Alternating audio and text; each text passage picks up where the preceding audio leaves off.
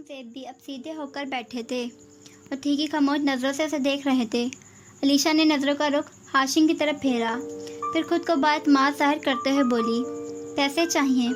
हाशिम ने इस्तेज़ाया सर झटका, घूमकर आगे आया और बाप की कुर्सी के साथ जा खड़ा हुआ। अब वह दोनों एक सिम थे। उनके मुकाबिल अलीशा मेज़ की दूसरी जानिब खड़ी थी, अपने पर्स के हैंडल को मजबूती से पकड़े, खुद को मजबूत रखते हुए। मैं बहुत पैसे दे चुका हूँ तुम माँ बेटी को, अब क्या चाहिए? औरंगजेब बोले तो अंदाज में हकारत थी। जिस पैसे की बात आप कर रहे हैं मैं आपको याद दिलाती हूँ, चलो वो मेरी माँ के इस इलाज पर खर्च हुए थे जो उनको आपकी मारपीट की वजह से करवाना पड़ा। वो जज्बात को काबू में रखे ज़ब्त से एक एक हुर्फ अदा कर रही थी। आपको शायद भूल गया है कि मेरी अम्मा को छोड़ते वक्त आपने उसे बुरी तरह मारा पीटा था, जिसके बायस वो कई हफ्ते अस्पताल में रही थी।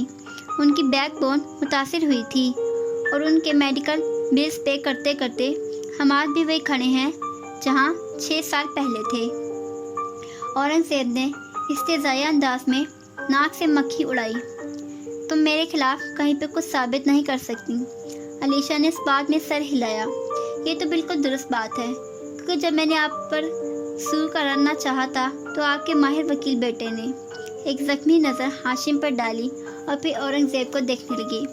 अदालत में ज्यूरी के सामने ये साबित कर दिया था कि न सिर्फ मेरी माँ सीढ़ियों से अपनी गलती वजह से गिरी थी, बल्कि वो दिमागी तवाज़ुन से महरूम औरत है। शायद उसमें सारा कमाल आपके बेटे का भी नहीं है, क्योंकि जिस लॉ फर्म ने मेरा केस प्रो बोनो लिया था, अगर वो मेरे वकील के तौर पर एक नातजुर्बा का फर्स्ट ईयर एसोसिएट को नाम मुकर्रर करते तो शायद हम अदालत में इतनी बुरी तरह से बेइज्जत ना होते।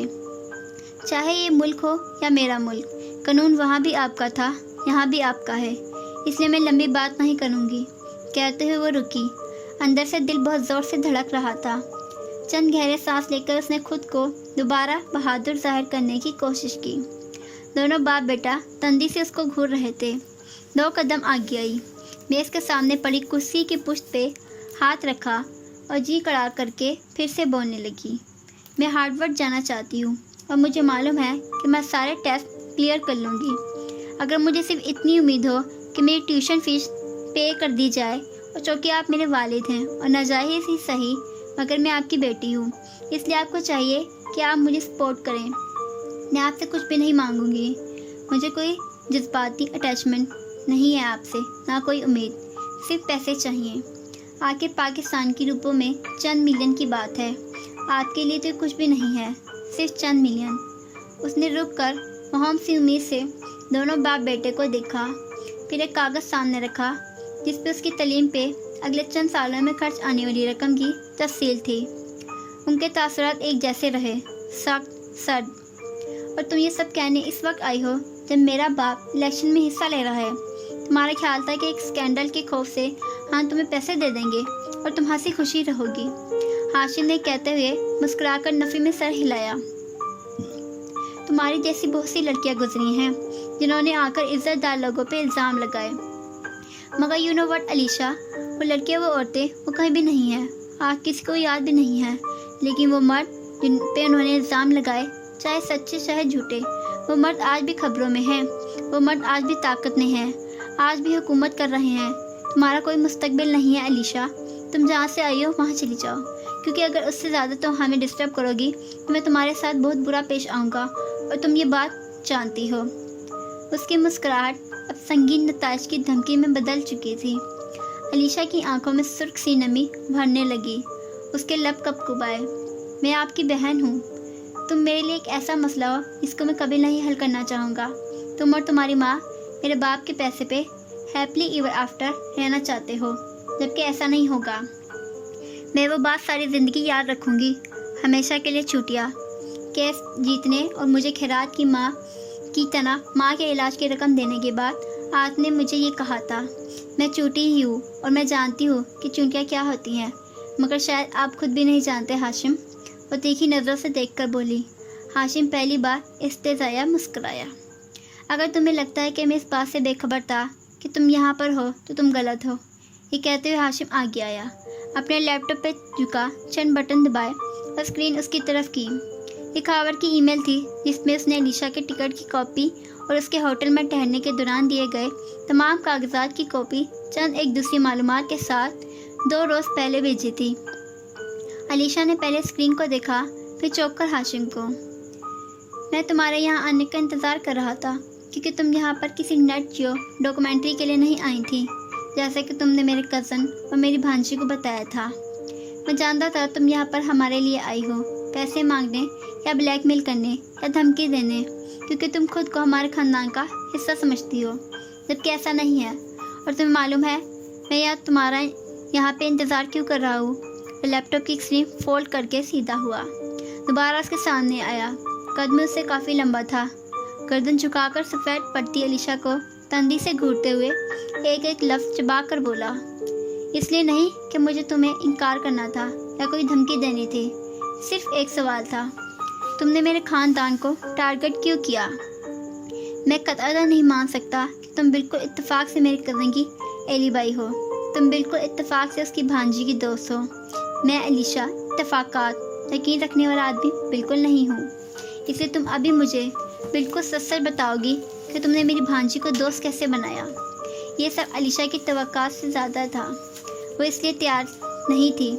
اس نے خشک لبوں سے زبان پھیری، ایک قدم پیچھے ہٹی، مدد طلب نظر سے پاور سیٹ پہ بیٹھے اورنگزیب کاردار کو دیکھا جو حقارت اور رعونت سے اسے دیکھ رہے تھے، پھر قدر ہراساں نظروں سے ہاشم کو۔ اس کا سارا اعتماد زائل ہو رہا تھا۔ اسے یاد تھا چند برس پہلے جب ہاشم اس کے گھر آیا تھا، چیک منہ پہ مارنے کسی کے حیرات کی طرح، تب اس نے کہا تھا تم ہیپلی ایور آفٹر رہنا چاہتی ہو، ایسا نہیں ہوگا، تم آرٹس ایور آفٹر ہو، ہمیشہ چوٹیاں ہی، تم اور تمہاری ماں ایسے ہی رہو گے۔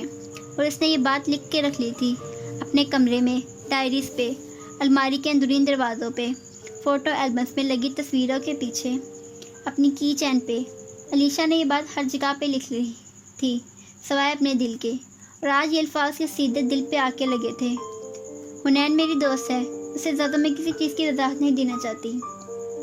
ہاشم چند لمحے کے لیے بالکل خاموش ہو گیا۔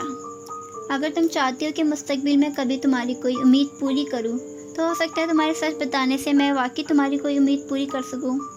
وہ اب کے بولا تو لہجے میں ذرا نرمی تھی۔ اورنگزیب نے ناگواری سے ہاشم کو دیکھا مگر بولے کچھ نہیں۔ انہیں معلوم تھا کہ ہاشم سب اس سے کچھ کلوانے کے لیے کہہ رہا ہے۔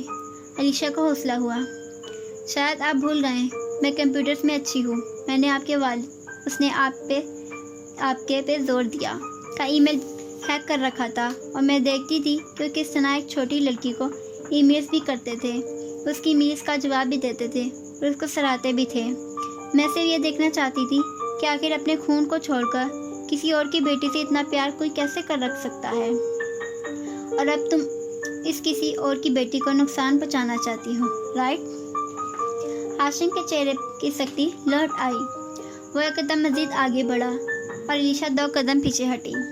وہ اب خوف زدہ نظر آ رہی تھی، جیسے اسے لگ رہا ہو ہاشم ابھی اس پر چپٹ پڑے گا۔ تم نے اسے کیسے ٹریپ کیا؟ بالکل سچ سچ بتانا، ورنہ مجھے سچ نکلوانے کے بہت سے طریقے آتے ہیں۔ علیشا کی گردن خود بخود نفی میں ہلی، حلق سوکھ چکا تھا، لمبے بھر کی نرمی نے اسے دھوکہ دیا تھا۔ میں نے اسے ٹریپ نہیں کیا، میں وہ گیم کھیلنے لگی جو وہ کھیلتی تھی۔ مجھے معلوم تھا وہ مجھے کانٹیکٹ کرے گی اور پھر ہم دوست بن جائیں گے۔ پھر اس کے چہرے پہ بے چینی ابھری۔ ہم واقعی دوست ہیں، پلیز اس کو کچھ مت کہنا، پلیز۔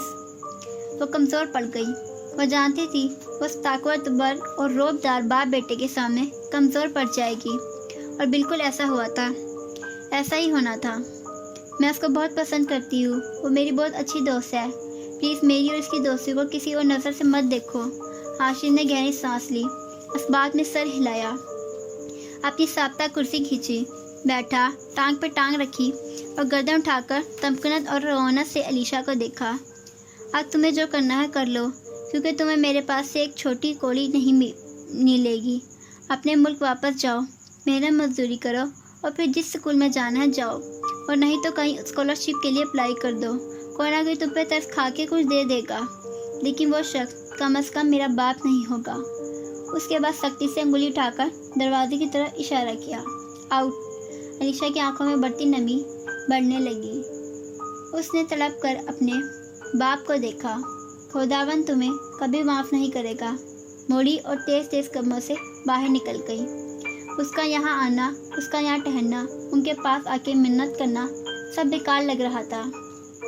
اس کے نکلتے ہی ہاشم کے تاثرات بدلے اور تیزی سے اٹھا۔ اورنگزیب کے چہرے پر بھی اب قدر تفکر تھا۔ ہاشم، انہوں نے پکارا، مگر اس سے پہلے وہ ان کی طرف گھوما، میز پہ ہاتھ رکھے اور ان کے سامنے جھکا اور ان کی آنکھوں میں دیکھ کر چبا چبا کر بولا، میں ہمیشہ کی طرح اس دفعہ بھی آپ کا پھیلایا کچرا صاف کر لوں گا، کیونکہ ہاشم ہے ہی اس کام کے لیے۔